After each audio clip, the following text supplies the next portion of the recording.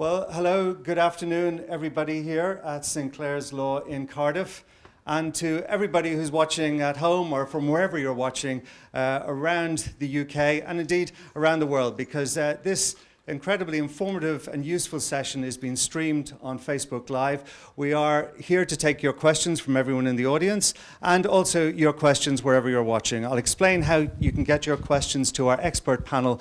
They will get them instantly, and we will do our best to answer as many questions as possible. Now, this is an anti-bullying seminar. It's live, it's interactive, it's for parents, it's for teachers, it's for families, and it's for children. As I say, we have a wide range of experts who are top of their field. They have a huge wealth of experience and knowledge on this, this very emotive and difficult subject.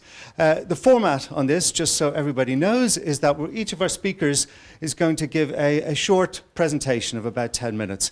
Then once that is all done, they will take questions, not only from our wonderful studio audience here, but also from you wherever you are watching. The way to get your questions to us is put a comment on Facebook, or the best way to do it is through the hashtag, which is appearing here. I'm pointing in this area here on the screen.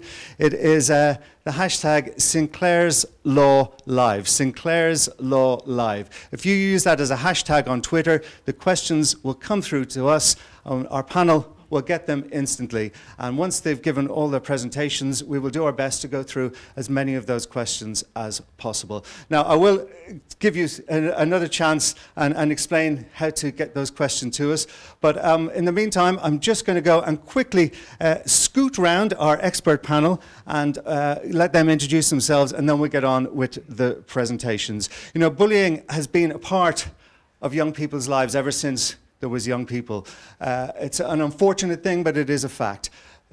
But what's happened in recent years with the huge rise in social media, technology, every child having a smartphone, it does mean that young people are more vulnerable than ever to bullying, whether it's face-to-face bullying, cyberbullying, whatever form it takes, so that children have no sanctuary, not even in the supposed safety of their homes from it.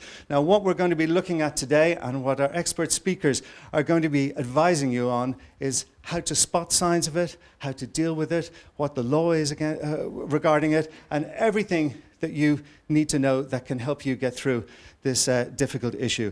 As I say, I'll just quickly introduce our panel. In fact, I will let them introduce themselves much easier. Mike. My name is Mike Charles. I'm the Chief Executive of Sinclairslaw, and I've been practicing in education law now for nearly 25 years. So I've been doing it quite some time. Hi, my name is Nicola Harteveld. I'm the mother of Megan Evans. She tragically took her own life earlier this year due to cyberbullying.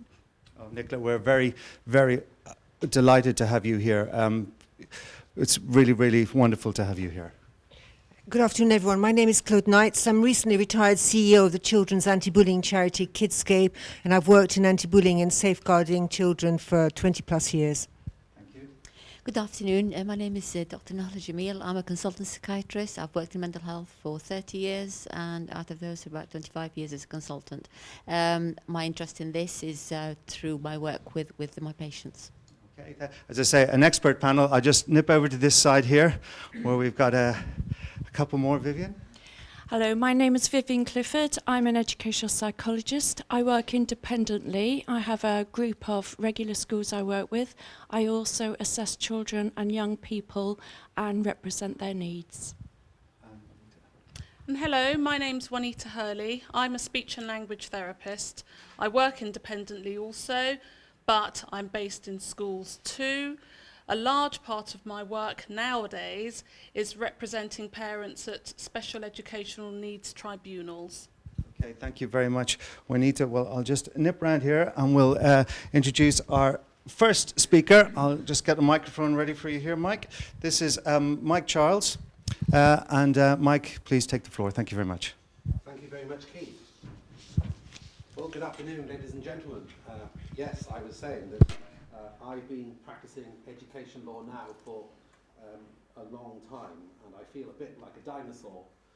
So I've had the harrowing experience of dealing with many people in absolute crisis. including, I'm sad to say, many children who have even directly to me have spoken about the harrowing ordeals that they often encounter at schools. So the purpose of this presentation is it's something that's I feel it's very close to my heart. I've been inspired by news stories that recently have occurred across Wales, and I just felt that it was very important that something needs to be done, and the first stage in doing that is to spread awareness, and that's what the purpose of this afternoon's seminar is. And I'll start with the law. Well, we all hear that there's statutory powers that apply, and there's also statutory duties, and as well as the common law duty.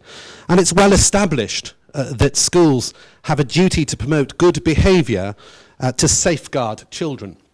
And we see that in the School Standards and Framework Act of 1998. It's in fact section 61, and also in the Education and Inspections Act of 2006.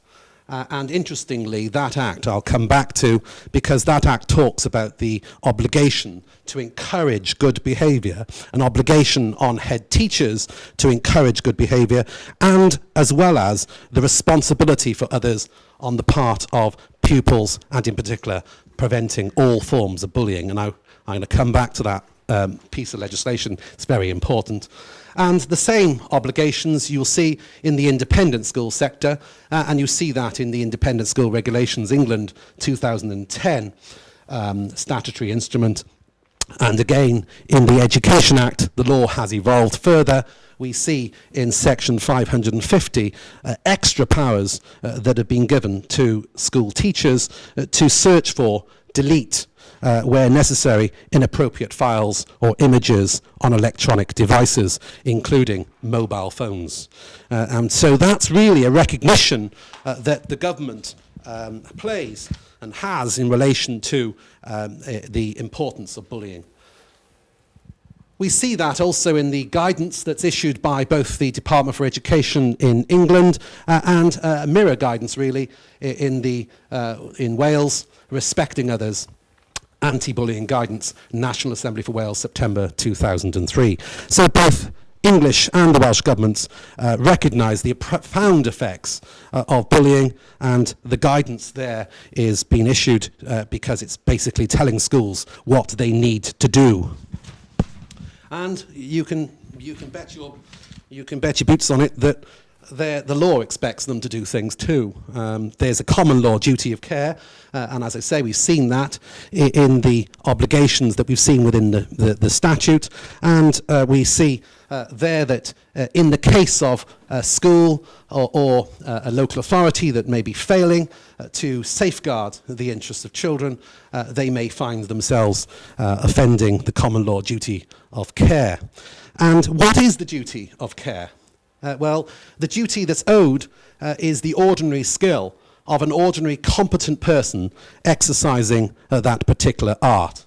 And we've seen that in very, very old cases, 1957 cases, Bolam and Frian Hospital, and the case which was that before the House of Lords, that of Phelps and Hillingdon, London Borough Council. So really, what does that mean? The law expects really people, including professionals, to act competently. And competence is judged with reference to the competence that can be expected of the reasonable professional person or the reasonable person. And to put it another way, it's everyone's responsibility to safeguard children. So there are additional statutory powers that we see in relation to bullying outside of school premises. So as I say, the law has evolved, and it was once said that really schools should only be responsible for things that they know about taking place on their premises, but we've seen now that the law has gone further in placing an obligation on head teachers to discipline pupils for poor behaviour outside of the school premises, and that can relate to bullying incidents occurring anywhere off the school premises, such as on school or public transport, or outside local shops or in the village centre. and the case law, going back to 2002, I can talk about cases long before then, but some interesting cases really. This one, Bradford Smart in West Sussex, provides that school staff may be liable for failing to take action against pupils who bully others beyond the school day where it is reasonable for them to do so. What I mentioned earlier that I took you to the Education and Inspections Act, if you remember, the Section 89 1, and I don't want to bore you with necessarily with statutory provisions or specific wording, but what's really important in the section is that the obligation is more than simply reactive. It's a proactive obligation, and we see that also in the Department for Education guidance, and I think it's quite important to just read what it says. A school's response to bullying should not start at the point at which a child has been bullied. The best schools develop a more sophisticated approach in which school staff proactively gather intelligence about issues between pupils which might provoke conflict and develop strategies to prevent bullying occurring in the first place. A well-known weapon that often is not applied in bullying instances is the fact that people often maybe fail to appreciate that the local authority also has a statutory obligation. And where a child may be in need, and of course a child who's coming home being bullied is a child that's in need, they may require additional care and support, and that could lead to difficulties for a school who don't actually comply with this proactive obligation, because it could involve social services becoming involved. And we've seen in Wales that under the School Organisation Act of 2013 that there is even an obligation now on schools in Wales to provide an independent, or reasonable, I should say, independent counselling service. Now, that's interesting because we often hear that there's lots of counsellors in place around the schools in Wales and in schools, of course, in England. But when you come to, let's say, dealing with children with autism, it may not be a typical counsellor that you would expect to be employed. It may be someone who has particular expertise, particular skills, because the counselling needs to be appropriate for the individual circumstances. Now, I've been speaking a bit on social media about this. I made an announcement on behalf of this firm that this firm has decided to open a private prosecutions department dealing with the most extreme cases where the state may fail to act. Because people don't always realise this, but bullying is maybe not in itself a specific criminal offence, but some acts of bullying may constitute a criminal offence. We see it, for example, in the Protection from Harassment Act, 1997, and the Public Order Act 1986. And here's a message to my friends on Facebook: if you say anything abusive to me, then make reference to the next paragraph. We see it in the Malicious Communications Act of 1988. It is an offence for a person to send an electronic communication to another person with the intent to cause distress or anxiety, or to send an electronic communication which conveys a message which is indecent or grossly offensive, a threat or information which is false and known or believed to be false by the sender. Sorry. So, interventions in schools which fail to deal with bullying. Well, the regulating authority, of course, the local education authority, or in England, the Department for Education, can intervene both in the state sector and in the private sector. Because we see it under the School Organisations Act of 2013 in Wales, and we also see it in the Education and Inspections Act 2006. So if a relevant authority, when dealing with a case involving a child who may be in need, or there is concern that the child may not be appropriately safeguarded, a relevant authority can actually intervene, and that could lead to all sorts of different sanctions, including the possibility of installing a separate governing body, or diminishing or removing the governing body entirely from the school. So, really, that's enough for me, because there's quite a lot to talk about, but as I'm restricted to 10 minutes, I think I'll pass you back on to the next speaker. It's been a pleasure. Thank you very much. Thank you very much, Mike. Thank you very much. Thank you. Some incredibly useful and detailed information there. And just to say to our studio audience and people indeed watching this online, that this whole seminar will be available online on the Sinclair's Law website over the next few days, and you will be able to go through it, stop, pause, read all those slides in great detail. Remember, we want to hear your questions to our expert panel. The hashtag is in the corner of the screen. Please do send us via Twitter, put that hashtag on there, and the questions will go directly and instantly to our panel. Our next speaker is Claude Knights. She is a child advocate, and this really she's going to be talking about the common types of bullying. Why don't I hand it over to you, Claude? Thank you very much. Good afternoon, everybody. It's nice to have this opportunity to talk about this very, very important but very harrowing subject. Mike has shown us that there is quite a lot, actually, that can protect children and families when bullying occurs. But my whole talk, really, is about challenging bullying. Sorry, trying to get to my presentation there. Just look through on the next screen. That's it. Sorry, right. Yes, there is very much a lot to challenge.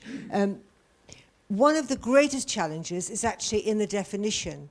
A lot of my work has been involved in actually helping people to be on the same page. I lose count of the times I've been in a school where the head teacher has one definition, the staff maybe have another, the parents have one, and the children have yet another. So if we can't really conclude what we're talking about, the solutions become much more difficult. I have there on the screen one definition, which is actually quite universally accepted. The Anti-Bullying Alliance and many people who work in this field feel this is quite a useful one. And I point you to the section which says that it often, nearly always, involves an imbalance of power. You very rarely get the secretary bullying the boss, just to put it in a context. But of course it can happen. There are many, many concerning statistics which show us that bullying absolutely still needs to be challenged. With all the advances we've made, it's still a very, very significant problem. And as we speak, there are children and families, suffering beyond endurance. Many, many common forms of bullying. You'll know too many of them. Verbal bullying, despite all the cyber situations, is still very significant. And of course, verbal has actually crept into the cyber world through emails and other ways of communicating. Physical bullying is still huge. Playgrounds up and down the country still bear witness to that. So I'll come back to cyberbullying later on. But cyberbullying, yes. I mean, the whole landscape of bullying has changed. We heard in the introduction that basically you just can't escape from it. It's 24/7. It's indelible. It's like a tattoo. You really have to fight to get rid of it once something about you is online. All of these types of bullying actually work together. Sometimes people look at the causative factor and think, oh, it's all verbal. But actually verbal may contain physical threats. And certainly all types of bullying have emotional and psychological consequences. So for me, working with children therapeutically who've been bullied, it's about a basket of things. It's about a set of things that have to be dealt with and have to be sometimes actually teased out as well. There are other types, of course. We still can't open the paper without seeing examples of racist, homophobic, disableist bullying and so on.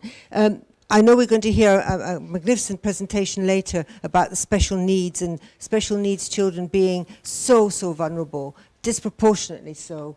The sexual bullying, the sexting and so on. The basic thing that sort of unites some of these, of course, is difference. A bully will take maybe 2 or 3 seconds to chillingly pick on what they perceive to be a difference, something that makes someone stand out. It can be physical, it can be just a possession that someone has, something that makes someone jealous. So who gets bullied? Well, we're going to hear more about that in other presentations, but there are certain things, checklists that you can go through, certain things that come up again and again like a leitmotif. Certainly, people get bullied often have low self-esteem. they're shy, they don't have friends. Friends are such a protection against bullying. I get so sad when I work with young people who've been bullied, and I know them to be quite lonely, and they say, oh, no, Claude, I've got 50 friends, I've got 60 friends, I've got 150 friends. And of course, you'll have guessed already, they are actually talking about virtual friends, Facebook friends, not real friends. Their social skills are perhaps poor. They have a real kind of difference maybe, or maybe it's a perceived difference. They may be perhaps more attractive, more intelligent than others, which causes jealousy. In fact, I would tell you that there's no logic at all behind it. If a bully wants to find something to get you about, they'll find it. They'll find a stick to hit you with. So there are absolutely real risks. When we don't create environments in which it is safe to tell, I mean, schools have moved on a lot, but there are still schools today where it is not safe to tell. If you tell, a teacher might even find you in the corridor and talk about it in an open way, not understanding that people are listening, that the bully will hear you and they'll know you've told and they'll get you later. Many times, adults and others who should know better are not alert to the signs and symptoms, and we're going to hear a lot more about signs and symptoms later. We have a duty of care, as Mike says. We should be aware of it. In many environments, and too many I should say, there are no consequences to actions. I've been in situations where basically it's the bully who rules. Even the teachers are scared of them.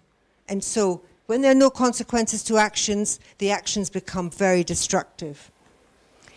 A young girl, let's call her Sally, that I worked with, there she is before the bullying incident that led her mother to phone our parent helpline when I worked at Kidscape. This is how she ended up when the mother made that call. And in fact, this became a happy slapping incident, which you may recall, a horrible, horrible word. Sadly and tragically, and we're going to hear about one case later, children actually can't cope anymore. And we haven't noticed the signs and symptoms because they're so good at hiding them. And the ultimate happens and they take their own lives. Some of you won't have failed to have seen Lucy Alexander, Felix's mother, talking in the press. And she's doing so much at the moment to actually promote kindness in schools. But Felix couldn't take any more. And this beautiful, beautiful young lad is not here to really fulfill his potential. Another beautiful young person who was bullied remorselessly and took her own life. No sign at all that she was about to do that. All these are very recent cases. And of course, there's so many other impacts of bullying. Those are the extremes, but as you see, all of this, failing to fulfill academic potential, being unable to form trusting and healthy relationships in later life. The long-term consequences of bullying are absolutely well documented. Of course there's recovery, but whenever a life sort of situation occurs which brings the person into an emotional crisis, the bullying scars can reopen. And it is something that has to be challenged. Now, one of the major challenges, of course, is the fact that bullying is like an iceberg. I know it's a simple way of putting it, but so much of it is under the radar. The physical acts of the girl I showed you there who came home in that horrific state, of course then it became obvious that something was wrong. But I've met so many young victims who spend so much effort hiding it from their families because they're ashamed, they don't want to bring trouble to the home, they just feel maybe no one's going to be able to do anything about it. Maybe they've been let down by the school promising to do something and nothing happened. Now, I think I should be saying in this very short time that there are some solutions, preventative actions. I've always worked hard in my professional life to look at prevention. And in a very simple way, some of it comes down to working with a child from the age of 5 even before, on communication styles. Now, all of us in this room and those of us watching online, we would fall into one of those communication styles or in between them. And of course, what we want everyone to be assertive. We don't want people to be passive and aggressive. Now, so we want people to be able to look in the mirror and say, I'm okay, you're okay. Easier said than done. Now, of course, from a very young age, we can make young people aware of body language, facial expressions, position of their heads, how they stand, what they do with their hands, how they dress, and so on. really you don't get a second chance to make a first impression. If a bully perceives you as weak from the outset, you know, that might be the way that they will get to you again and again and again. A lot of the messages you give are through eye contact. Sorry. And again, assertive eye contact is what we're aiming for. There are assertive ways of saying no. All of these ways of saying no. There are effective strategies that you can use. The broken record, repeating things again and again. After a few attempts, if you do this well, the bully will move on. There are lots and lots of different ways of using language. Fogging, surrounding yourself with a fog, with a protective suit, making very neutral comments would really help. That's right. So it's people who are actually vulnerable. Say, for instance, even for wearing glasses. Someone might say to them, oh, 4 eyes. Well, you can actually say, that's right, you've noticed. Learn to actually say neutral things. Learn to be able to respond in ways which are not, basically ways which are not going to be inciting the person to bully you further. Very creative responses, like someone calls you Ginger. You reply, yes, I'm strawberry blonde. Give me your money. Sure, I'll get it off my older brother. Teaching young children to make statements which cause them to be neutral. What you're trying to do is turn someone who's being bullied or who's vulnerable to being bullied into a kind of ice mountain, not full of handholds and footholds. So learn what it is that you can help them with. If they're being bullied in ways which are obvious, because of a physical difference, say, teach them things that they can say, neutral things which are not going to make the bullying worse. Of course, it's okay to be angry because being bullied is absolutely horrific. Anger management, this is an example of anger management strategy for a very young child. You're actually helping them to circumvent it, to actually help them to walk away or to have strategies to deal with the anger without making the situation worse. Being assertive online is also important, and these are ways that you can actually practice that. Thank you for listening, but there are so many other help sources or helpful sources around, and all online, all full of good ideas. So please, if you know someone who's being bullied or you're trying to prevent bullying in a situation, please look up some of these and get help, because it is there. Thank you very much. Thank you very much, Claude. As I say, all these slides will be available on the website. You'll be able to look back over this recording and you'll be able to stop and pause and get all those numbers, and they'll all be there. You know, we've heard how cruel bullying can be, and I just want to say we've got Nicola Hartveld here, we're very delighted to have her here because she's been very brave and wants to share her story with us all. Nicola, thank you very much. Thanks. I'm not entirely sure how to get the slide up there. Hi. Thank you.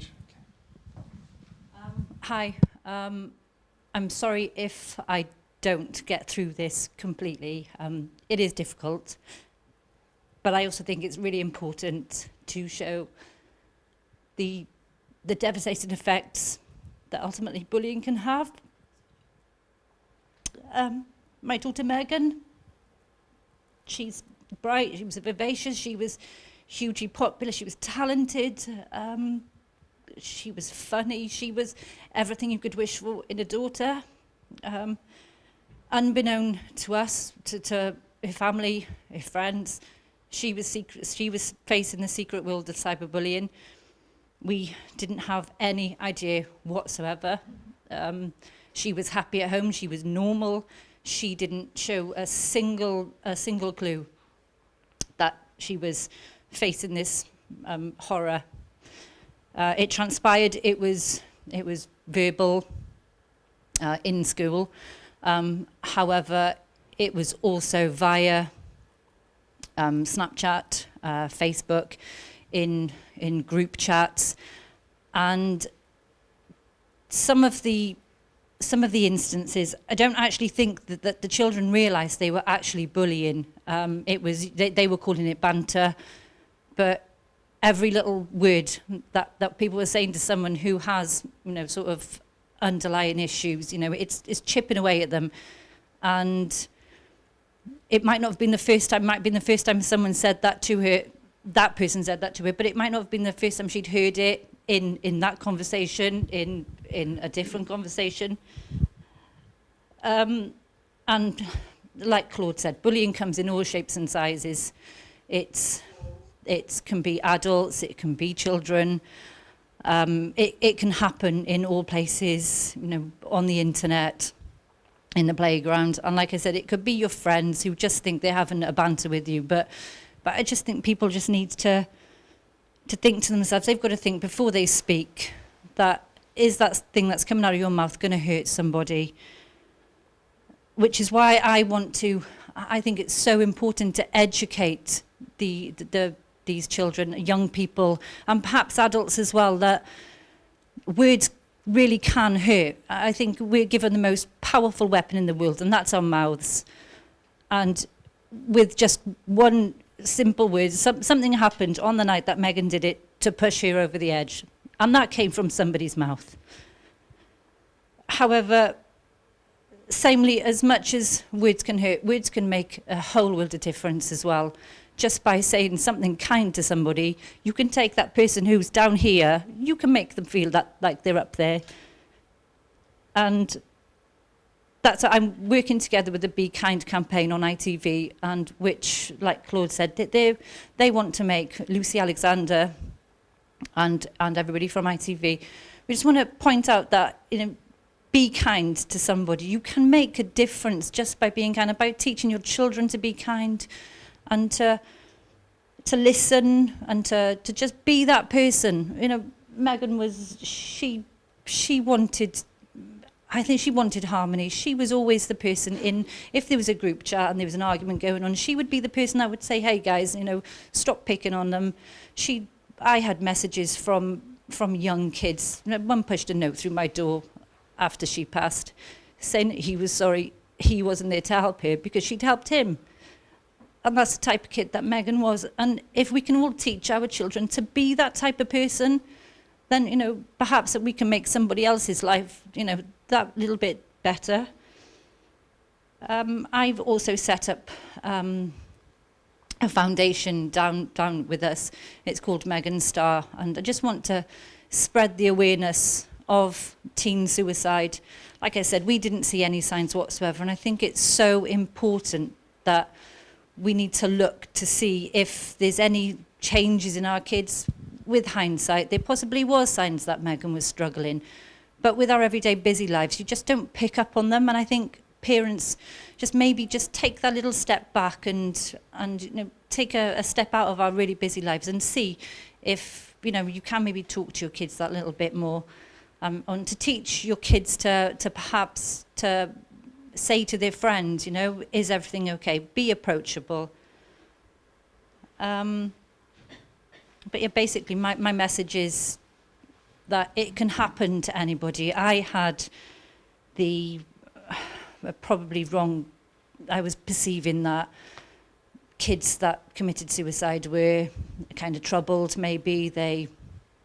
They showed outwardly that, you know, they were unhappy. They sat in their rooms, they were quiet, they were that lonely child, like Claude said, but it's not. Megan was the polar opposite. She was none of those. And my message is, you know, it could be your child, it could be your friend, it could be your brother, your sister. You just need to keep an eye out and just be kind and teach your children to be humble. Yeah, that's about all I can say. Thank you.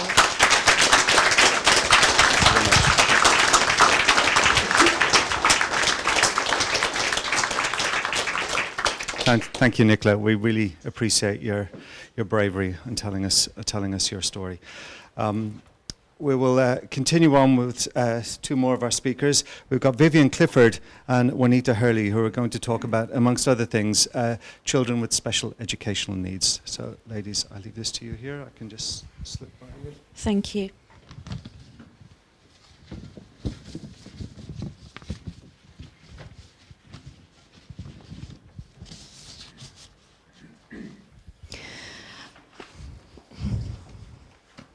So we've been watching people struggle with their papers all the time. Here we go. Yeah, thank you. Okay, our focus is a particular group of children and young people, and it's those with special educational needs or disability. And when they're faced with bullying, or those supporting them are faced with bullying, the barriers that they actually face in terms of communicating that to the people around them. So it makes it even more difficult for this particular group. Just to recap on some of the signs, we've just heard that actually sometimes it's really hard to see the signs at all, so we have to bear that in mind. But some key signs that you might want to watch out for might be sort of the child's emotional responses, it might be their behavioural responses, it might be things that they're doing in order to protect themselves. So, for example, a child who suddenly becomes unwilling to go to school. It might be the child who's suddenly becoming rather irritable and aggressive, and maybe is showing more hostility towards their siblings, for example. It might be the child who is showing raised anxiety or is becoming withdrawn, less interested in the things that they were previously interested in, and so on. And there's a few others there on the list. I wanted to pull out one form of bullying which we were talking about earlier, and it's certainly a form of bullying that in the last few years, in my role as educational psychologist, I've seen becoming far more evident, and parents will ring me up and talk about this, and it's really a very difficult one. And it's about exclusion. What I've seen, and it's particularly it seems to involve girls, and the presence of a powerful girl in the classroom who starts to manipulate the children around her with the aim of isolating a particular child or particular children. And what makes this very, very powerful is when this child, this bully, uses a technique of one day that child is in and the next day the child is out. And so that child who is being bullied doesn't know from day to day whether they're going to go into the school and whether they're going to be accepted by the children, their friends, or whether they're going to be excluded by those friends. And if it's not them on that particular day, it might be another child that's being picked on. And those are the sort of girls particularly who find it very difficult to ask their parents for help, because actually on lots of days everything is okay and they're an accepted part of the group, and it's only on some days that they're not. And this leads to huge levels of anxiety because they don't know whether they're coming or going from day to day, and also within the days. And I've actually seen this in children as young as 7. Extraordinary seeing 7-year-olds having such power within the classroom, and I've seen it in the classroom where one child has an impact on 2/3 of the girls in the class, all caught up in this who's in, who's out type behaviour. Very difficult to get a grip on, and it's very difficult for teachers to know what to do with for those children as well. So you can imagine if this is happening to a child, and that child has a communication difficulty and finds it difficult to express even what's going on for them on a day-to-day basis. And that's our particular focus. So just to recap, that children with special educational needs are much more at risk to being bullied. There's various figures that get bandied about. This one comes from MenCap, which suggests that they're actually twice as likely to be bullied. So this group of children and young people, and of course in young people, young adults, we'd be calling this abuse. We wouldn't be calling it bullying. So this is a group of people that we have to sort of keep a special eye on. I'm going to hand over to Juanita, who's going to talk about some of the risk factors. So, jumping on to the actual risk factors, and this is a fascinating area for me as a speech and language therapist, because I'm looking at the communication side of this, and we've heard that the communication is key here. It can be implicit, it can be explicit, it can be ongoing, it can be never-ending. There can be no hiding place from somebody who is bullying you, who is communicating in a very insidious and ongoing way. And for children, the types of children that I'm regularly working with, those who have special educational needs or disabilities, then their ability to communicate the difficulties is even greater. So we know that children who have special educational needs, by virtue of their needs, are at even greater risk. The risk is disproportionate. It runs throughout the whole realm of the spectrum. So even if you're mildly disabled or have mild difficulties, running to those students who have the most severe and profound difficulties.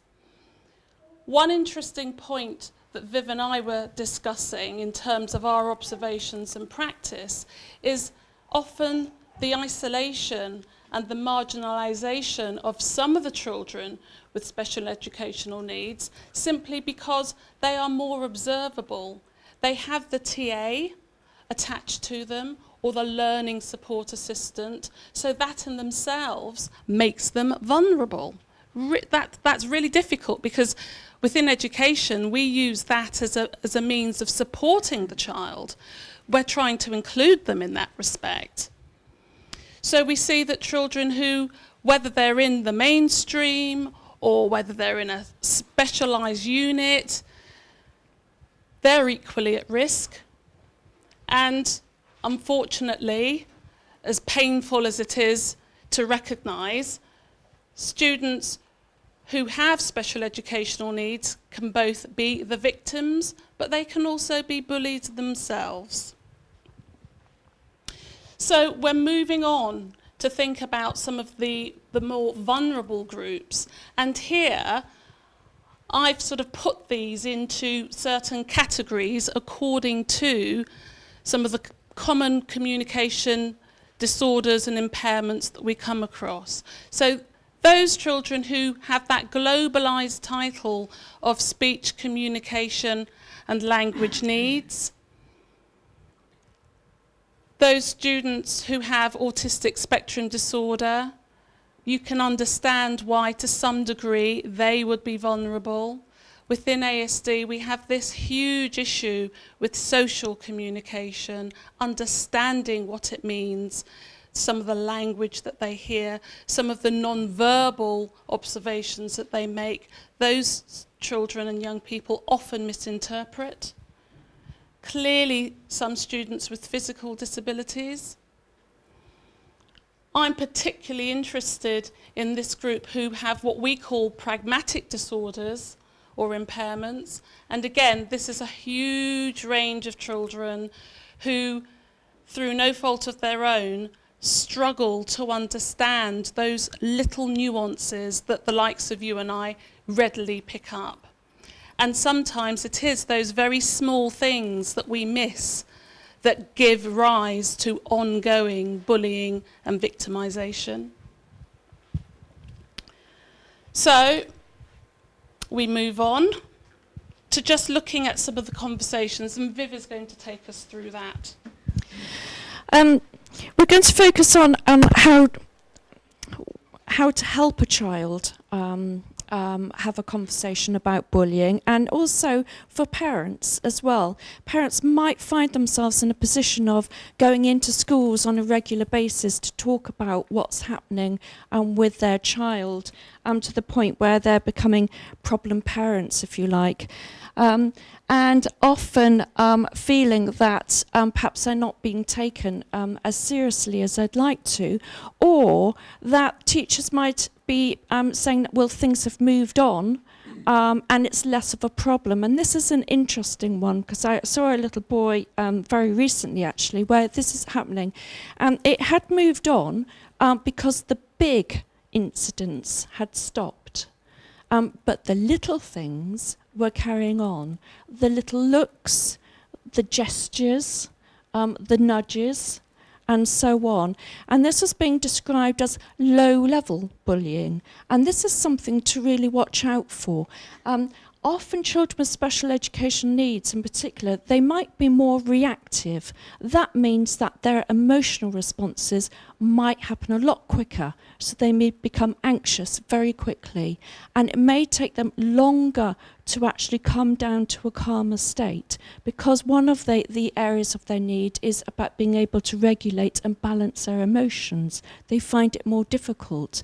And that means that once their arousal levels, their anxiety has gone up, it stays up for a long time.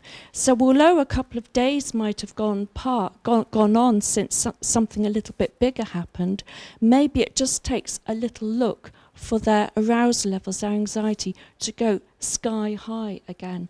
And that means, as parents and carers, you're dealing with the fallout at home, the child who again is screaming or crying or wetting the bed, not eating, etc.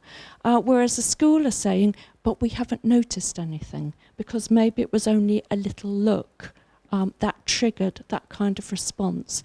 So that's sometimes called low-level bullying, and it's something really to watch out for. And I think that's the bit that gets underestimated by people who perhaps haven't noticed it, haven't observed it, or being realistic, the really busy teacher who's got an awful lot to get done in a pressured school day. How to open up conversations with children who might find it difficult to understand language or difficult to use language. They may have memory difficulties. They may get things a little bit mixed up. And so on. One of the biggest resources that we've got is visual images, which we can use to support a conversation. And schools will have lots of resources, although I have to say it's quite hard to find resources which actually show bullying. The ones in black and white I pulled out from a website which deals with young adults or adults with disabilities, and it's all about making communication more accessible, and they were the better images. Finding ones for children are actually quite hard because they're all about playing nicely, saying nice things, etc., but having images of children doing horrible things to each other, they're a little bit harder to come by. So that's interesting. I've pinched your bit there. I'm going to pass on to you. And Juanita's going to actually talk more about supporting a conversation, which is something a little bit different and something a little bit more difficult. Thank you. So the idea here is, you know that there is something going on, but for whatever reason, the child, the young person, is struggling to communicate that message. And this is where we would look to support their conversation through some other means. So we're looking to augment, to help them express exactly what it is that might be going on. And here we have an example of something called a talking mat, where we're using a series of pictures to help the young person structure, order, find the vocabulary, because quite often this particular group, they simply don't have the words to describe what it is, to get the chronology of what's going on, when it started, how it's manifesting, how it's exhibited. These types of things can be very, very difficult to ascertain from children and young people who have quite marked communication needs. In my work, and I was thinking of a very recent example, where I'm supporting some 16 to 19-year-olds who all happen to be on the autistic spectrum, but we're having to work very solidly on not simply being assertive, but being able to say, no, I don't like that, or no, I don't want to do that. Because this group of young people who are often quite desperate to be sociable and want friends, they don't want to say no. So it's been a real struggle, and we've had to use a lot of role play, and I've had to play bad cop and be very unpleasant towards them to get them to feel comfortable in using that word no. So there are lots of different measures and techniques that we use, but it's really important that we have these tools at hand. It's absolutely vital. So communication has to be accessible. I'm going to jump back to Viv now, who's going to give us an example of a particular policy. This was a nice example that I saw. Schools will have anti-bullying policies. They will define their understanding of bullying, and they will say what measures they put into place, how will they protect the child, what they would hope you would do as parents, and so on and so forth.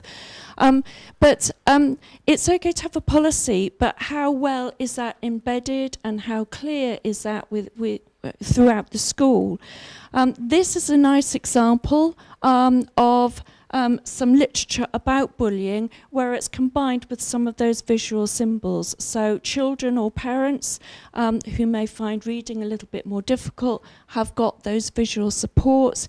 It's got the nice use of a hand to help give prompts as to who can be spoken to, and so on. So these are nice touches to keep an eye out and see, is my school working like this? Another piece of practice I was involved with developing with the school, which was very popular. We originally used it for the whole primary school, but the junior children in the end decided they were a little bit mature for this particular response, but they evolved it to something that was more in keeping with their age group. But it was very successful with the infant section of the school. And it was where the children were trained to use a particular response which came with a character, and it was put out as a picture. But they were trained to respond to something they didn't like in 3 ways. The step 1 was to say stop. And a lot of training went into the children to make them feel comfortable to say stop. The next part was, I don't like what you're doing. And the third part was, if you do it again, I will tell a teacher. And what was particularly powerful about this approach was they observed that some of the little ones, even if they couldn't say the full message, they noticed hands going up, and they noticed the peers around those children spotting it and coming to help. So that was really looking at an approach that was becoming embedded and was tapping into the social inclusion of the children in the playground so that they were helping each other. And that's a particularly powerful thing to be able to use. So that was another example there. Lastly, we're going to just say a few words about being able to measure the impact, what to do when you're still not getting anywhere and bullying is persisting. How do you actually convey to the school or to other people the impact, the actual measure of how this is affecting your child? And there are a few things that we can look at. There are sort of standardized tools that we can use if the child's able to access them. This is one such that I've used fairly recently, and it's got some scales in there which measure a level of distress. And it's standardized, which means if you get to a certain score, you might be saying the level of distress is clinically significant or it's moderately severe. which is quite a powerful thing to be able to say. It also differentiates between internal distress and external distress. So you may not find a child showing it with their behaviour, but when you get them to respond through their emotional changes, you start to sort of get a measure of what's happening inside them emotionally. So that's quite a useful one. Other sort of softer measures, this is a belonging scale. Sometimes a child who's encountering problems at school will start to feel a lower sense of belonging to that school, that it's not a safe place for them, it's not a friendly place, it's not somewhere that they want to be. A child with a low sense of belonging, it's highly correlated with a willingness to attend school. So school attendance, unsurprisingly, that's a child that doesn't want to go into school every day, where you're starting to sort of really struggle to get them in. So that's one useful thing. Another one, this is quite a simple one, but really helpful for a child who's just finding it really hard to talk about what's happening, or perhaps doesn't have the language. It's the happiness scale. This is something I used fairly recently with a little chap who was able to say that in year 5, he was sort of at the top of the scale, he was quite happy. What happened in year 6 was a new child came and joined the school, bullying started, and he put himself much lower on the happiness scale. It opens up the conversation of, well, what do we need to do to get you back up that scale? And the last one I'll show you is faces as well. One child I was working with just liked this one and decided that these were his school faces. So his school face at that moment in time was a bit sad, as a result of bullying, and he was able to say the school face he wanted to have was either A or B, and we were able to talk about the different things that could happen which might send him up through the scale of those school faces. So some really nice visual resources that help you to have that conversation and communicate about how to effect some change, but also to be able to show that to teachers and to schools.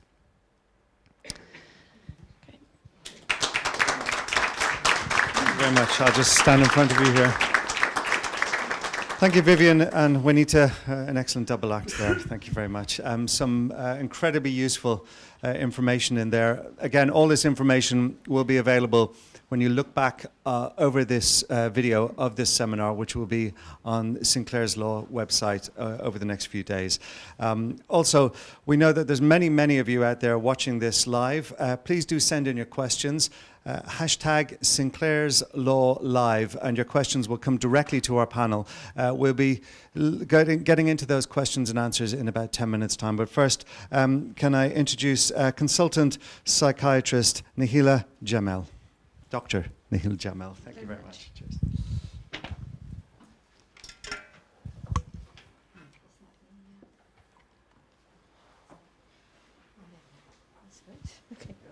Thank you very much. I never know whether these me and technology, we don't get on, and I never know whether it's ever going to work, but actually it's working, so I'm very impressed. Obviously you're doing very well, Mike. There we are. Yeah. When I was asked to present on this panel, I'm obviously very delighted and I'm honoured to be talking about this. It's really through, I was interested because one of my children was bullied in school, and so I found out about it a year later. So that was, for me, it was quite late for me, but he just came up with it. Again, we weren't really aware of what was going on in the school.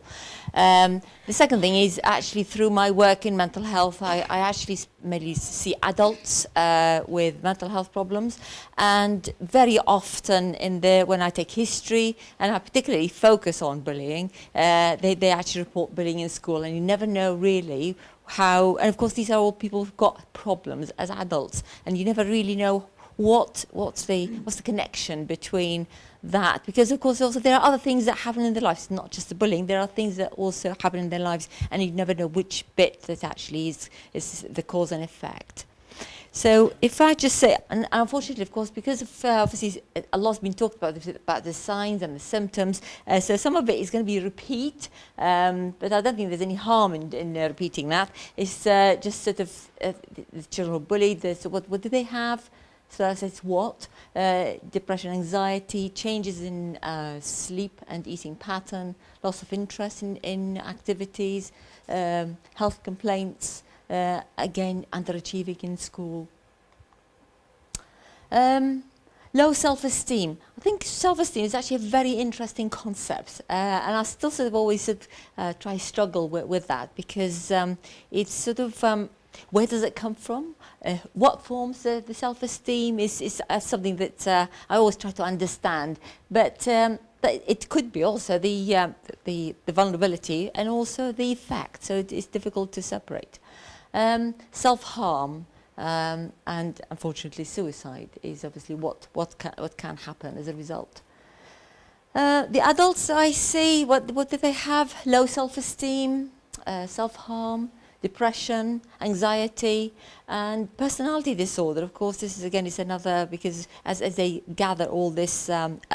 As they go along in their journey in their life, then they become an established pattern. So they then take the label of personality disorder, which is the worst thing that anybody could have, because it's almost a diagnosis that you have which excludes you from services. And I'm sorry to say that, even as a psychiatrist, that actually happens.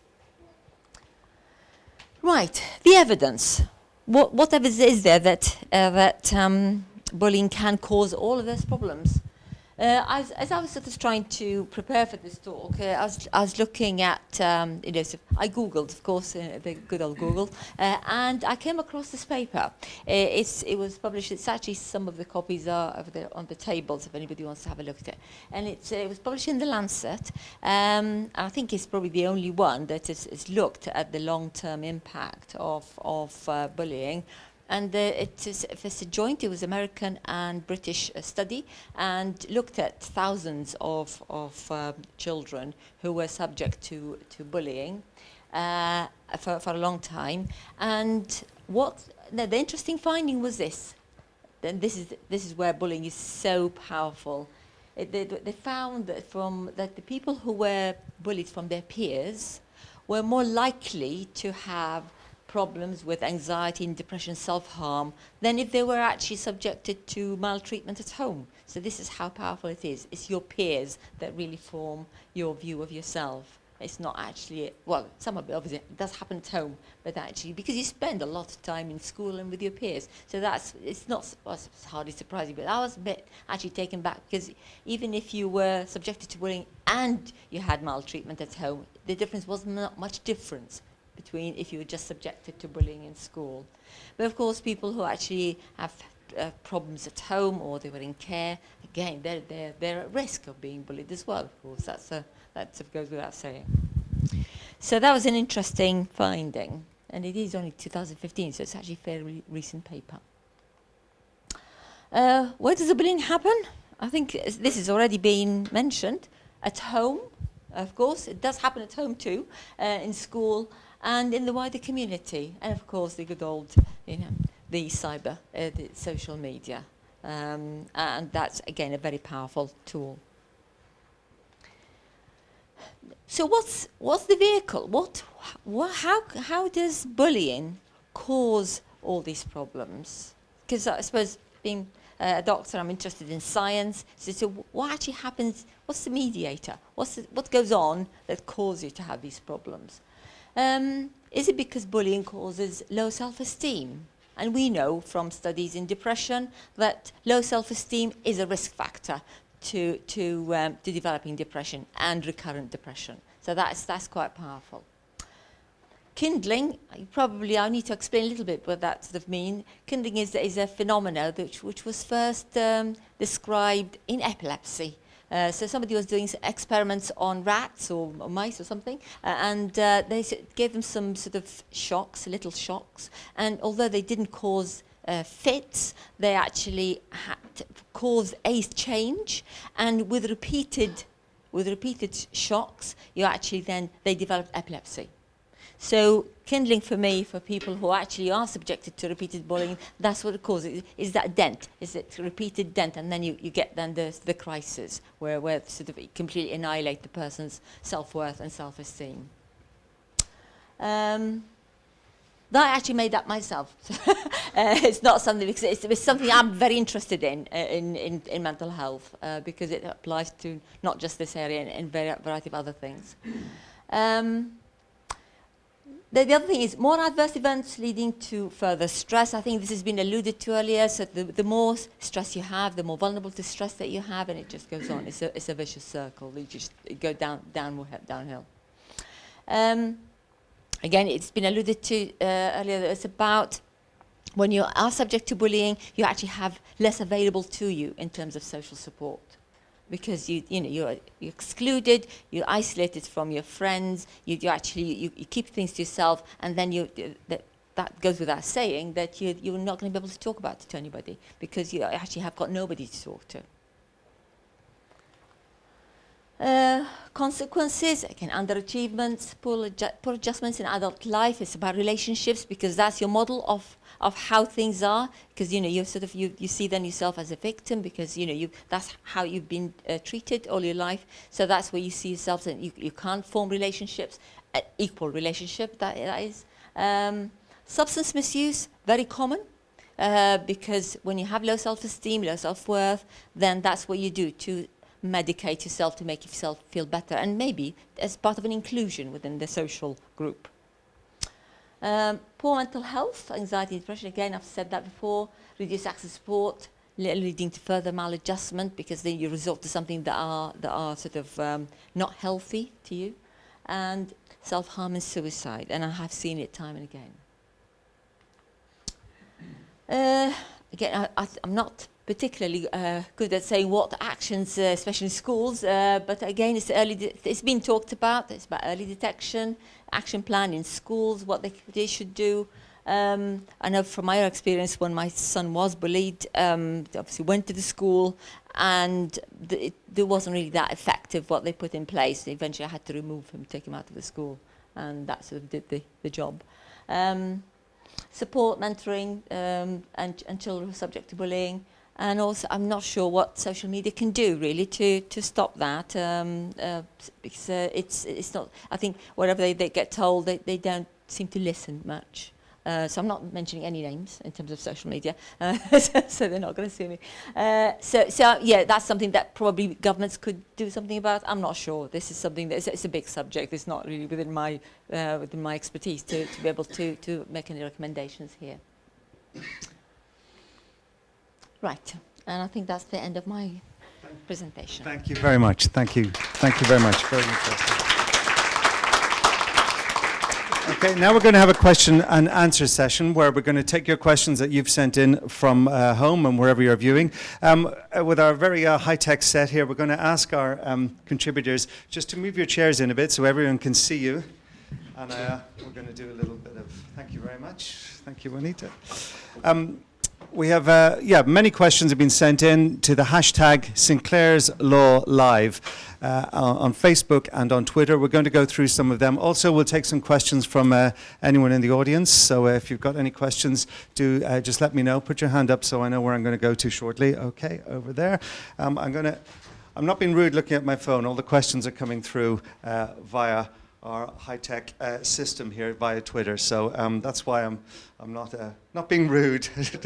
I'm going to hand a microphone to you guys and just make sure it is switched on.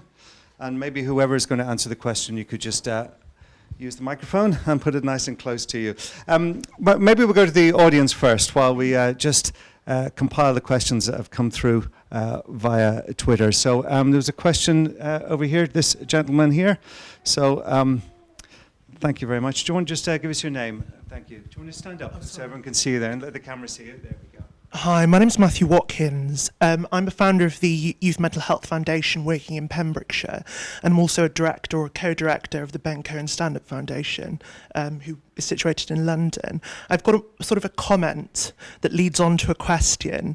So we deal with a lot of children who are suffering bullying in Pembrokeshire, and one of the key things that we do is try to create a positive conversation with the school and try to create quite a dynamic relationship so that we can put in measures within the school. The issue, or one of the concerns that we have about launching or making litigation a risk is about, we've spoken about the duty of care, but the issue with that is that we have to define a standard of care. The issue with defining a standard of care is that we have to look at what schools are actually doing now. What we've already seen with sort of the risk of litigation is that schools retracting from third sector and not wanting to engage with us, not wanting to make sort of positive steps because of the risk that if they do that, they would be deviating from this standard of care from set practice that has been set by government and council.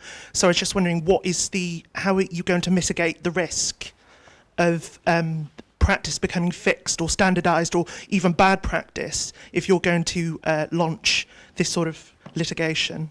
Great. Thank you very much. Thank you. I don't know who's going to answer this question. Mike, is that you going to take that one? Sounds like a legal question. Firstly, schools up and down the country have nothing whatsoever to worry about. The only time when a school has something to worry about is when they deviate from the standard that is expected of the reasonable, competent teacher or the reasonable person. I've always said that denial of a problem is the route to the problem. And what we must be avoiding at all times is encouraging schools, maybe due to fear, to deny what is going on around them. Because the one thing that we can be safely assured of is that if you accept there's a problem, you generally do something about it. And the law requires you to do something about it. Silence is not and never should be an option. Okay, thank you very much for that, Mike. I've got some questions that have come through on Twitter. I'll just read one of these out, and maybe you can decide who's the best one to take this. This is someone who doesn't want the name to be given out, but what can you do if the school simply won't take your child's bullying seriously? So that's a one for the schools. I think, obviously, going back and having reasonable conversations is a key thing. I'm assuming that the person who's communicated has tried to do that. Because having an open relationship and a positive relationship with the school is really crucial in terms of acknowledging that there is a problem, that the problem is continuing, that what has been put into practice hasn't affected change, and therefore you need to keep on working together. And schools are generally very keen to work with parents and to resolve situations which are difficult. Unfortunately, sometimes relationships break down, and sometimes trust breaks down. And when trust breaks down between parents and schools, then you do have much more of a problem. But my suggestion is you'll remember some of the scales that we looked at and some of the visual resources that we looked at. If you can start to gather the evidence together that the bullying is continuing, if you can keep a log of how often your child is reporting something that's happened, what was it that happened, when did it happen, how often, etc. So you actually start to build up the data, really, the evidence, to keep going back to the school and saying, look, this is continuing. You can differentiate again between the sort of the very significant incident, so whether there's been sort of hitting or name calling, etc., and then those lower level things that your child might be reporting, which may be a real issue for your child, but the school may not be understanding how significant that is. So you can differentiate between exactly what's happening or being said. So again, it gives you something to go back in and keep the conversation going. If you need to take someone to help you, to represent you, you might need to get to that stage, particularly if emotions get high. And the thing to watch out for is you quickly get into a blame approach. And that is really not going to be very helpful, because you spend more energy worrying about the blame and trying to sort of keep tempers under control or emotions under control, rather than having a good working session on what's worked, what's not worked, what do we need to do next. I suppose there may not be an answer to this question, but is there a stage where you would get in touch with the school? I mean, or what process, or what stage of the process is it time to get the school involved? From the parents' point from of the view, parents' point of view. I would say as early as possible. As early as possible, because if you can nip things in the bud, that's going to be a lot easier. When you've got protracted bullying and the behaviour patterns have become established, your child is becoming isolated, it's a lot harder to pick it up at that stage and do something about it. So the minute you think something is going wrong, make an appointment with the head teacher or someone involved with pastoral care, and highlight that this has come to your attention, that you are very worried and you'd like to have a conversation about it. You can also ask to see things like the anti-bullying policy and so on and so forth. Okay, thank you for that. Just one more question, or did you want to go on that? Or a question that has come through on Twitter. This is from Tara. Can a senior person in an institution be criminally prosecuted if they did not investigate into bullying?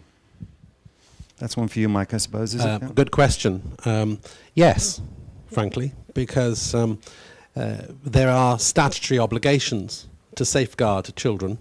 There's legislation, including the protection of children legislation. There's plenty of acts that apply, and we've seen it. We've seen it in cases where, let's say, schools have failed to ensure a safe system under health and safety law, and the health and safety executive have taken action. It's not something I would encourage.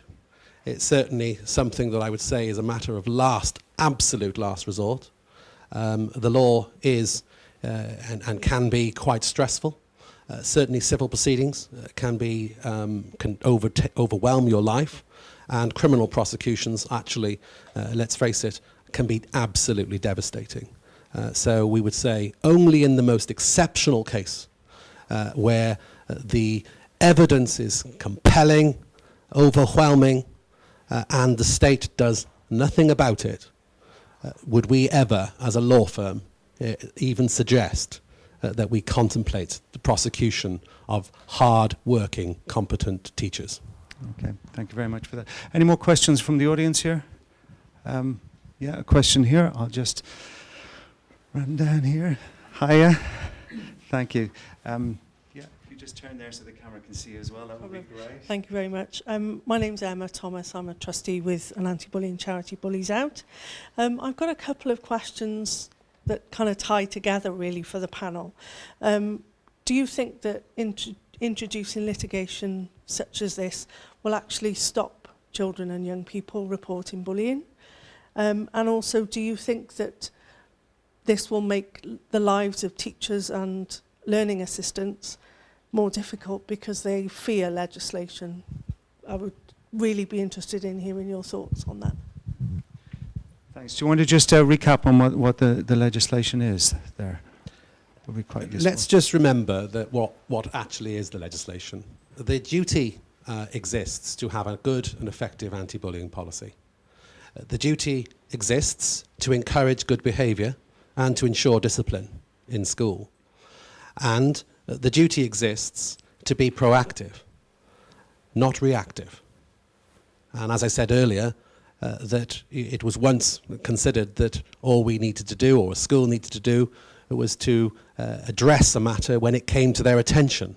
And we've seen that the thrust of the law is now shifting to require schools to actually seek out what's going on in their school, actually have eyes and ears, alert to these things. I mean, let's not forget that when things go wrong in situations involving children, they can be devastating. And the law requires safeguarding children. Now, safeguarding, by virtue of the actual word itself, means let's not take any risks. And as I said, I'm repeating myself from what I said earlier, competent teachers, our excellent schools, many of them exist, have nothing whatsoever to worry about. It's only when you fail to discharge your duty would we ever, as a law firm, even contemplate or consider action against teachers. So my message to the schools, and my message also to parents is that don't deny it. Own up to it. Admit that there's a problem, because by admitting the problem, what can the law do? It requires you to take all reasonable steps. And that's not really too much to ask of children who are in need. Thank you. Does that answer your question? Yeah, okay. There's a specific one for you, Claude. You talked about, someone mentioned, you were talking about fogging. Yes. Is there some of these practices, maybe some more detail about how children can actually, fight down the bullies and cope with any bullying that they I'm sorry, get? in the 10 minutes that I had, it was so difficult to go into much detail. But fogging, it's interesting that this has been picked on, because it really has been one of the strategies that has actually been the most useful in all the work I've done in therapeutic work with children. Fogging is really about helping the child to become this, or the person being bullied, could be an adult, a kind of ice mountain. Because we know that if we fight insult with insults, what you're doing is inflaming the situation and so on. Now, fogging is particularly powerful because it asks us to do a bit of head work. And I think for a victim of, or a target of bullying, the realization that you can actually regain some control through these strategies is very, very powerful. So you can just help the person being bullied to take on some ammunition, if you like, but self-protection ammunition, by thinking of what they could surround themselves with. For some primary children I've worked with, it's been marshmallow, things bounce off them, or it could be a ring of lions, a ring of fire. Fogging, this fog that absorbs the insults.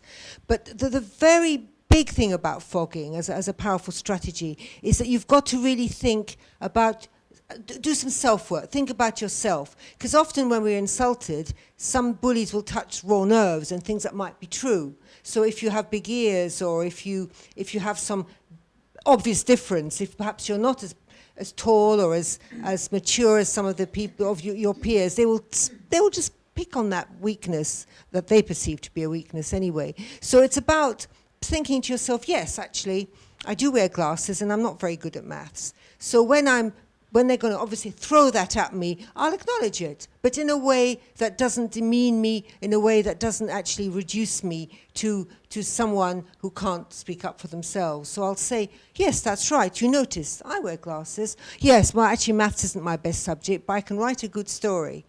These kind of things. So in the work that I've done in the past, it's very individual when you get a chance to work one-to-one. Or you ask young people in a group to think about the things that perhaps would make them more vulnerable, and to come up and to practice with a solution, with a set of statements that they feel happy to use, but you practice and practice those with people you feel safe with. So if it is about your physical appearance, a difference that people might point at and which hurts you, just work at a sentence or a statement that actually makes you feel okay when you say it. Also, fogging is about, as I try to illustrate, to turn you into this kind of ice mountain. Things slide off you. Things don't penetrate to hurt you. Remember, you've got that ring of fire, that pack of wolves, whatever you've chosen, to protect you. So it's creating in here, in your head, a lot of Teflon coating. Some people, I've watched children who do this absolutely naturally. They've never been taught it. If someone insults them, they'll come up with this clever, showed quickly, a creative response, something that almost stops people in their tracks, something really, really clever. And it's not that they are such bright people, but they come up with this instant comment. Others, they have to be taught it. But my work has shown for many years that it can be taught. And that's, I think, the big thing that gives us a lot of hope and inspiration. That's very interesting. This is a question from me. I'm just wondering, what age? I mean, this sounds quite sophisticated way to do things, you know, quite a sophisticated strategy. At what age are you talking about a child like this? Maybe both of you have some thoughts on that. We certainly, I'll pass it to you. Certainly, children, I would say it requires a bit more cognitive development, but I've seen children as young 9, 10 come up with this, and sometimes they can just actually be helped by a teacher or a learning assistant to come up with something that is actually reasonable to say, which doesn't actually trouble them either, that they can honestly feel good about saying it. So, you know, at what age will children be aware that they can build these strategies and develop these strategies? I think I agree that, I mean, obviously very young children probably can't form the thoughts that, you know, I can protect myself. I think, sort of, 9, 10, 11, this is the critical age where you actually form a bit more, you're more cognitively advanced and able to form ideas as to how to deflect some of that. The other thing which I was going to sort of maybe mention is sort of mindfulness is something that is being talked about quite a lot in schools and work with children. It's about living in the moment and focusing on the moment rather than ruminating about what's happened before and what's going to happen in the future. That's actually another useful strategy. Okay, thank you for that. A question that's come through on Twitter, I suppose this is for you, Juanita. What do you do if your child is being picked on by a child with special needs? That's your child being picked on by a child with special needs. Well, again, a really, really difficult scenario because obviously a child with special needs, you're going to be perhaps a little bit more sympathetic to and not want to draw attention to the fact that they're being unpleasant. But that aside, I don't feel it's something that you could simply let slide.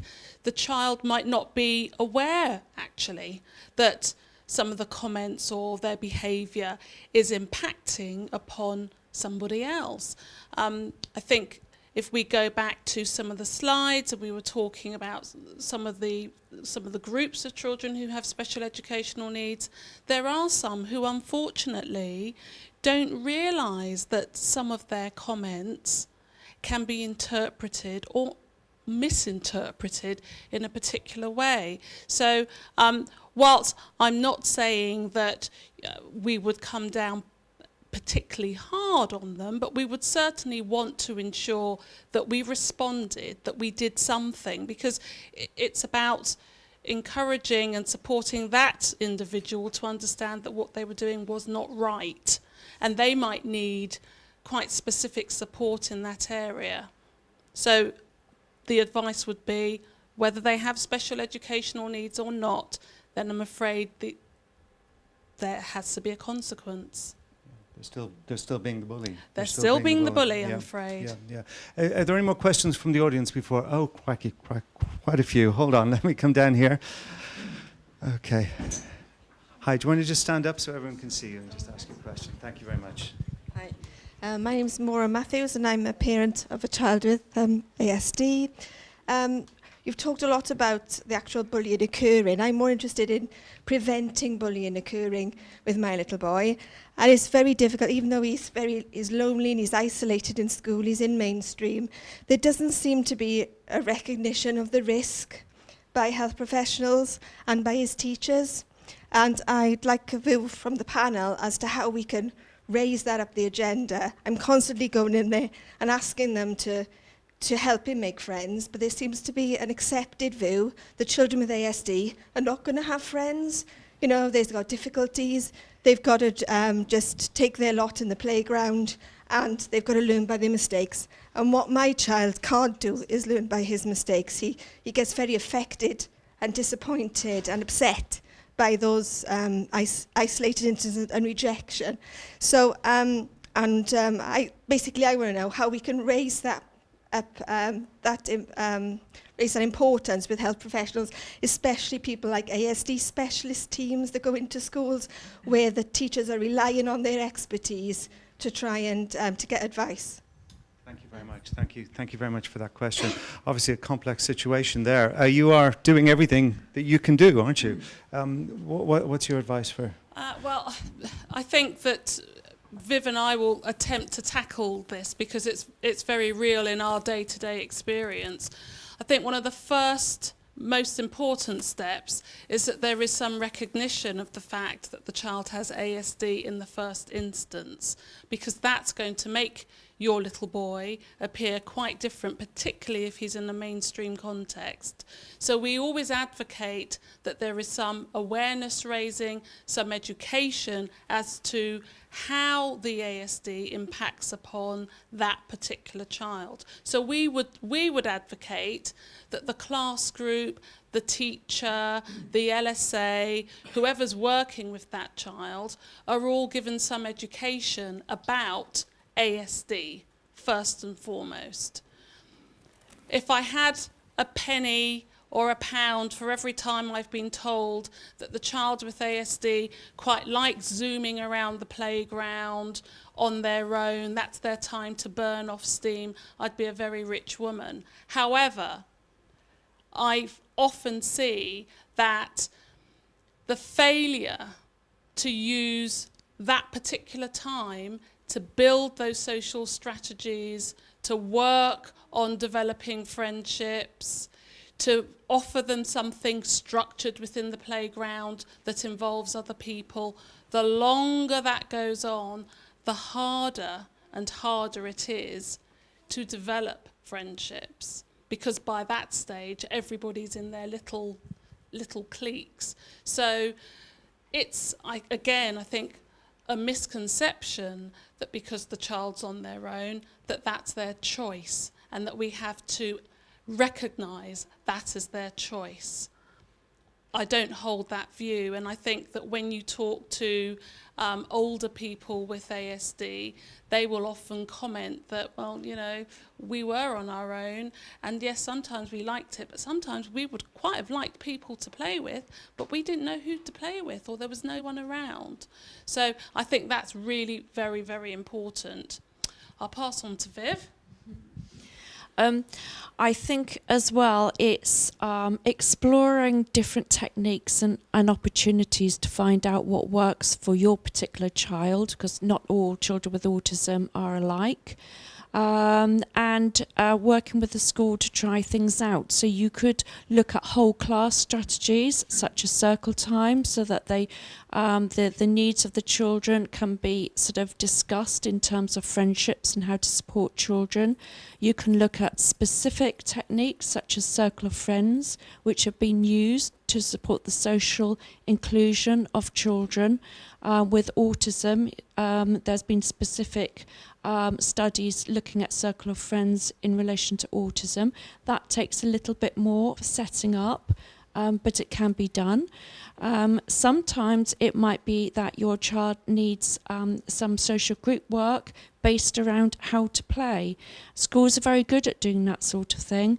I've had schools that have allowed children to go to play 5 minutes early, a small group of children, with the idea that they would be playing a game with your little boy. So that your child has got a sense of having played with friends, and the other children still get some of their break time as well to go and kick a football around or do some of the other things that they want to do. Specific clubs are known to be successful, and things like Lego therapy is very popular with schools at the moment, where there's a really clear structure to help children to collaborate and communicate with each other, because a child with autism might find it difficult taking turns in a conversation, for example, or taking turns in a game. So the strategies would vary right from the whole class methods down to sort of individual small group work. So schools may need advice if they kind of are not quite sure what to do, which could be gained from a speech and language therapist, educational psychologist, an autism specialist, or actually finding out what other schools are doing as well and supporting each other to try the techniques through. So there's no reason why your little boy shouldn't be supported in trying to build friendships, but it's also the children around him need to be supported to know how to play with your little boy. Okay, thank you very much for that, and I hope that answers your question there. Nicola, I have to say there's been many comments, people thanking you for appearing here and telling us your story. This has come through on Facebook from Arlene. It may be something you might like to address. My granddaughter is getting bullied in school. As Nicola is aware, it was even, or as you have experienced, it was being videoed. But how can a person stand up to about 10 or 12 girls who are picking on her at one time? Is that anything that you... were there any signs, any warning signs that were possibly there? It's really difficult for me to answer that one because Megan was one that would stand up for that person who was being bullied. There was no visible signs that she was one that was stood there that was being bullied, because it was mainly all cyber. And she would stand up and stick up for her. I think what Arlene's daughter needs to do is she needs to go and see the teachers. She needs to make sure that she keeps on reporting it. And if the teachers don't take it seriously, which I'm hoping that, like Michael said, that all the schools should be taking these steps to protect these kids, then she just needs to go down the route of the professional complaint system, and and hopefully we won't ever get to that stage. Hopefully the schools will stand back and they will say, do you know what, there is a problem. It has been identified, and that they will sort it out. And many questions coming through about social media. Should it be regulated? Is there anything that you can do to prevent this type of cyberbullying? I don't know if there's an answer to that. One of the things that I said in an article not long ago was that it's not necessarily the law that needs to change, it's the mindset. It's in fact using the law, those who are supposed to enforce it, the culture is what needs to change. And if we look carefully at all the laws that governments in the last 20, 30, 40 years have brought about, the answers are there actually. There's a lot of enforcement available. It's just unfortunately people are disinclined to go there. Thank you for that. I'm going to come down here and take some more questions here from the audience. Now, where were these questions? This lady down here. I'll just do this lady here first. I don't know if the camera can see you. Maybe you come up to us. How about that? If you just give us your name and what you want. My name is Charlene Morgan. I'm a parent. My question is, there's been some issues in my child's school. He is SEN, but the way the school have done it, they've said that it's basically due to his inability to realise social cues. But then at the same time, when there's been issues reported, the school is changing hands, so the head teacher has left. They've got an acting head. That's happened twice, and not all of it is documented. It is on our end. But then the school is saying that, it's my son's inability to, understand what children mean to do. But then there's been no other problems in, say, outside of school and things like that. It is in school. So basically, where can we turn on that? So, Okay, and SEN, special education needs that. I will come to your question in a moment. Panel, do you want to answer that? so the school are saying that your child doesn't understand.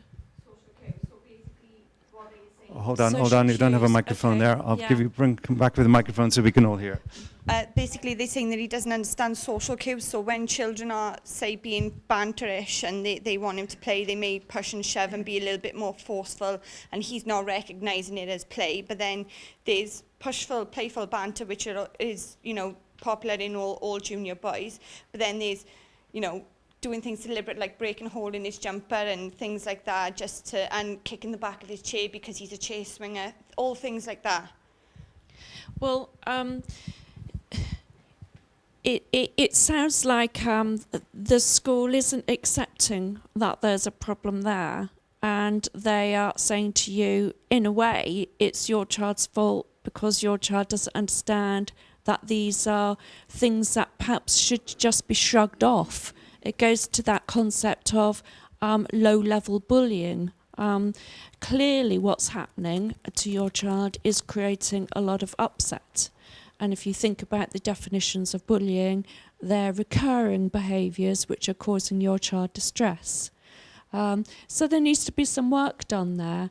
The children who are doing these things need to understand the distress that it's causing. And there are lots of techniques that schools use to bring the children who are causing the upset and the child is becoming upset together to actually talk about what's happening and how it's making the other child feel, how these children can actually support the child. Sometimes children will not have an awareness of quite that build-up, that impact that it's having on your child. They'll just go from one thing to another, a kick on the chair, a bit of a comment made, etc. They won't realise the cumulative effect that it's having on your child. Children actually often are very reasonable. And if you get them together and say, this is what's happening, this is how upset your child has become, or helping that child to communicate and actually saying, look, how can we work together? How can we support each other? What can you do to help this child feel better? And children, given a choice, will actually step up and work in a more positive way if they're given a chance. So I wouldn't sort of rule out those things because it sounds like it hasn't been, those kind of techniques haven't been tried. It sounds like the teachers are feeling a little bit stuck as to what to do because what they've tried hasn't worked. So they need someone to refer to who can help them think through, to problem solve really, to get some new ideas and to try some new techniques rather than saying, well, okay, actually it's your child's issue because they don't understand. It's not your child's issue, it's an issue for the school, which is, you know, a social group where the social group needs to work together to make sure that everyone is comfortable, and that's what's not happening.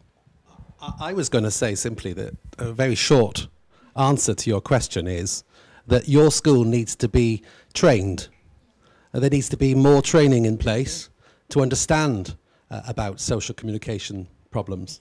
And if you get to the root of that, you will also tackle, I think, the bullying. Okay, thank you for that. We've got about 10 minutes left of questions. After that, Mike is just going to give some top tips for parents just before we wrap up, which will be something that I know is very useful and many people want to hear. We'll take a couple more questions from the audience. Just show me the hands there. I'll be over to you in one moment. For Dr. Jamil, I suspect my son is being bullied, but he won't talk about it.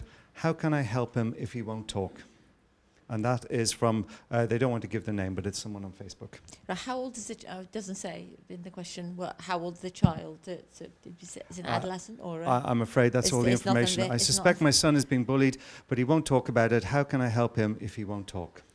Right, I think if she suspects it, because there are other signs that are apparent to her, such as, you know, I don't know, he's probably not wanting to go to school, or he's not actually got friends, or, you know, there are signs that she's picking up that she thinks are probably related to bullying.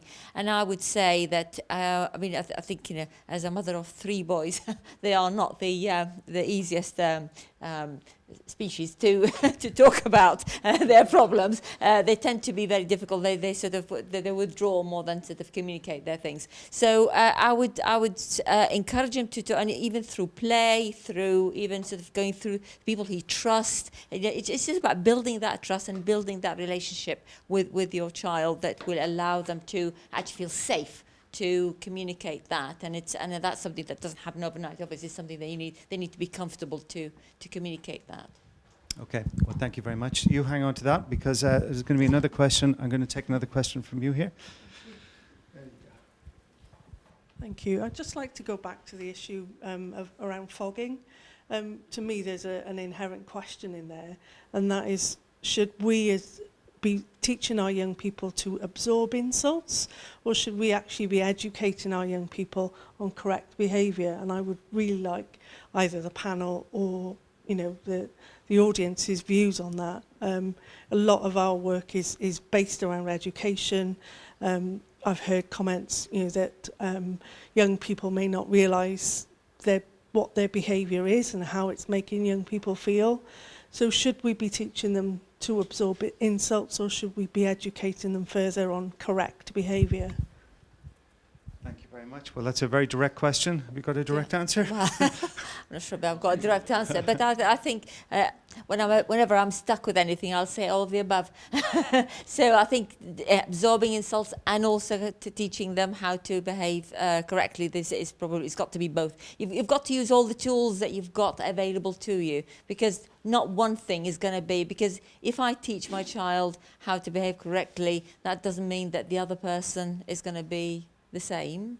So they need to know that, because you know they might behave in a correct way, but other people might not, and that's where we come to learning how to absorb the insults. And I suppose a lot of it is about building resilience as well within the child, that they actually can take that and not necessarily be affected by it. So, but it's got to be both ways. It can't be just one solution.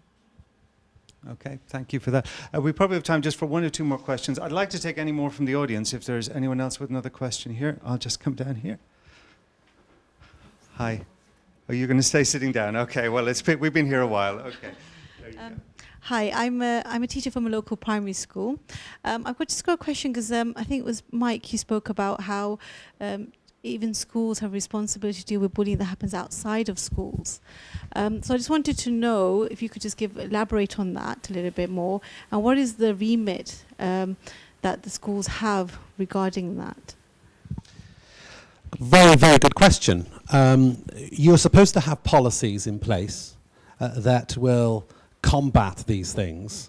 For example, you wouldn't want to have children from your school congregating outside the local spa shop, let's say, where you have knowledge that that group of children may be bullying others. The law really just simply provides that when you know it's happening, whether it is en route to school, whether it's on the school premises, you have a responsibility to do something about it. And I keep on coming back to the point. You're expected to act reasonably.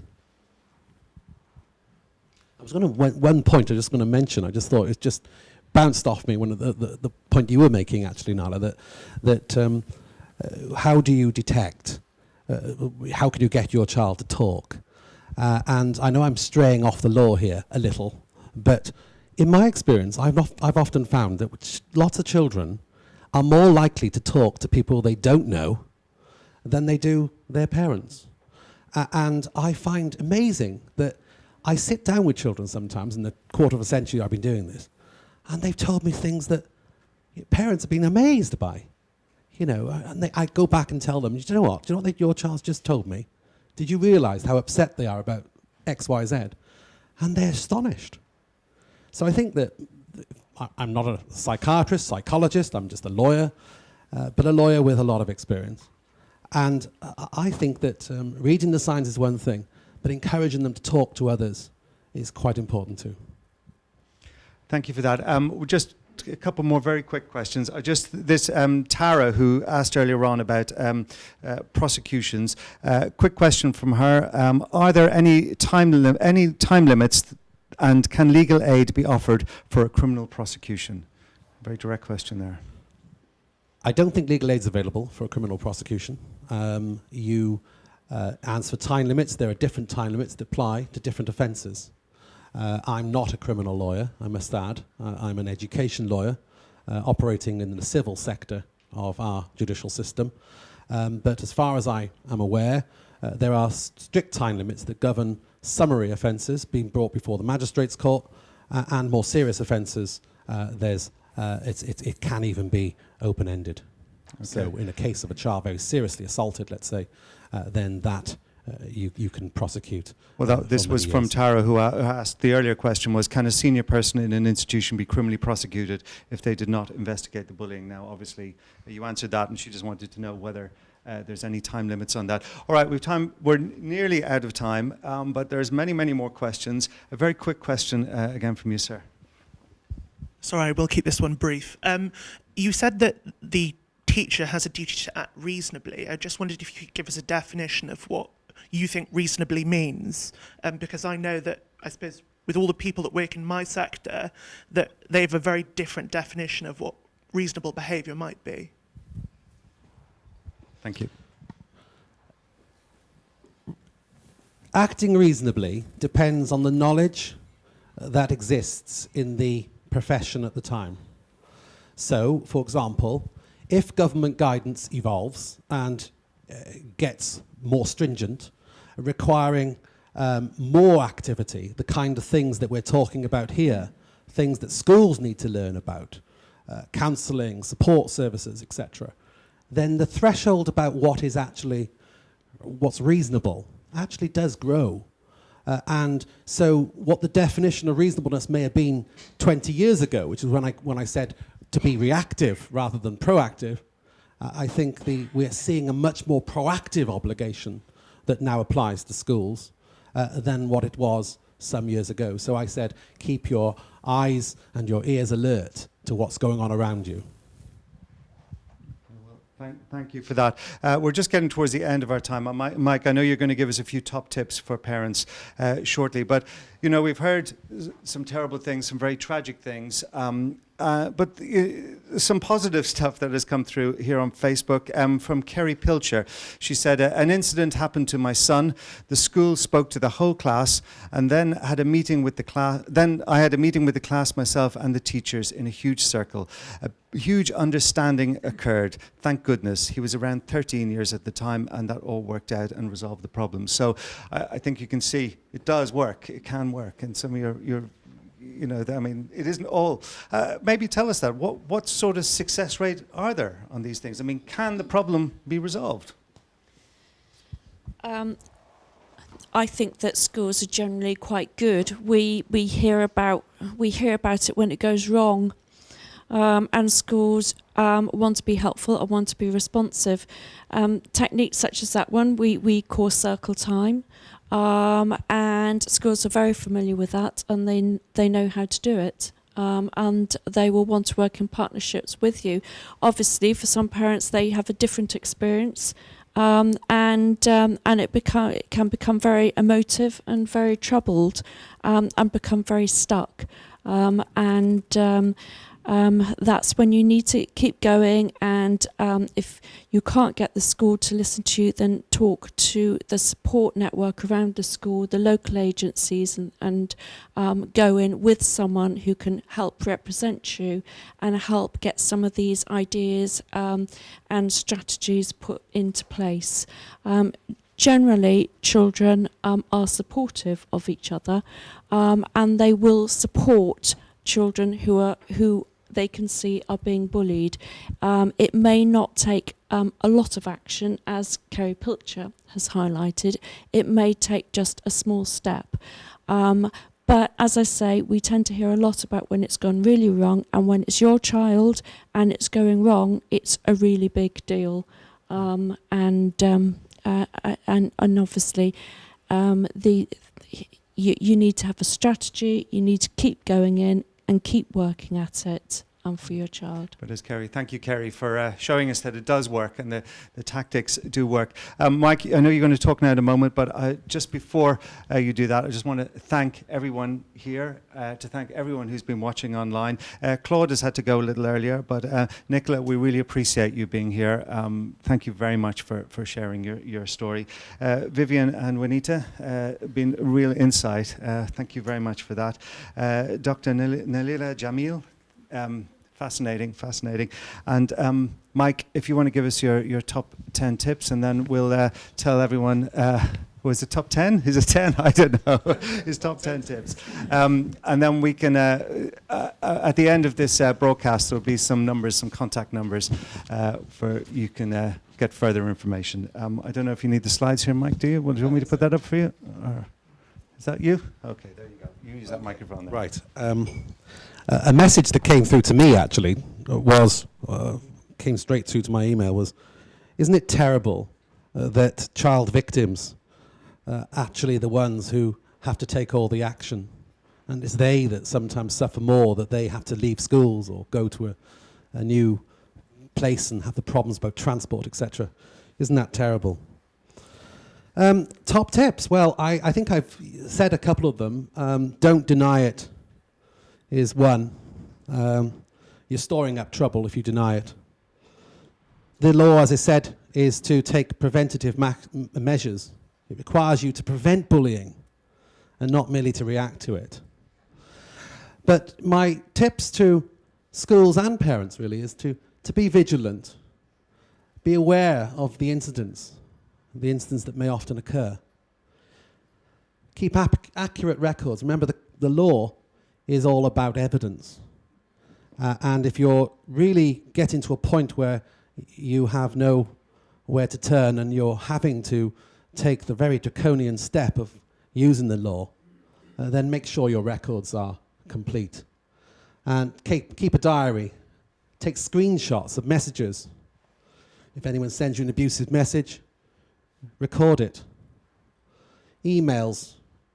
Keep records of text messages, photographs, and report the incidents to the general practitioner, because you have to document what's going on. And another top tip, really, that I say report incidents to the school and other agencies in writing, disclosing copies of the evidence, keeping the school and other agency staff updated as to the incidents. And another very important tip, which is just not on the slide, but whenever you have a conversation with the school, and let's say the school say, yes, I understand that, Mrs. Jones. I appreciate that your son has reported a very serious bullying incident today, and it happened on the way to class 4, and a member of staff saw it. We're terribly sorry about it, and we really want to do something to stop it. Do you know, in the 20-odd years that I've practiced law, how often do you get the school then thereafter admitting that that conversation ever took place? My tip, when you ever have a conversation like that, is to write a letter that day and record and recite what you have been told. Write it in your diary. Keep the school and other agency staff updated as to all of the incidents. Seek appropriate medical and psychological support. I mean, there's a lot of things that can be done. And we've heard about talking to other people, these quite complex strategies that are often in place that some people, some schools don't know about. Seek out information. And I'm not encouraging anyone, let me make it clear. I'm certainly not encouraging anybody to go necessarily to the courts. Neither am I encouraging you to even contemplate criminal actions. What we mustn't do is polarize parents from their schools. What we mustn't do is to criminalize people who don't deserve to be criminalized. But let me be clear. Doing nothing will store up the trouble. And you are at risk of being criminalized if you deny the obvious. If you require advice or assistance, then of course we're here, a matter of last resort. We will ask you to show us your evidence. Let me see the letters, let me see the diary, let me see the photographs. And if all of that stacks up, and the response that we get from the school is, it doesn't happen, it's never happened here, then let this be a warning to the school that the law, as I said in articles, is a monster. It has teeth, and it's right to fear it. And let me finally say is, don't do nothing. This is not a problem that will simply go away. unless we make it. Thank you very much, ladies and gentlemen. Thank you, Mike. Thank you, everybody. Thank you, Mike. Very useful. Well, that brings this seminar to an end. It brings our broadcast to an end. We hope you found it useful. Thank you very much to Sinclair's Law for putting this on. I know it's an invaluable resource, and thank you to all our contributors. Really, really very, very useful. Another word, Mike? I just wanted to Donate some flowers to Nicola. Oh, thank you. Thank you, Nicola. All right, thank you for joining us. Good evening.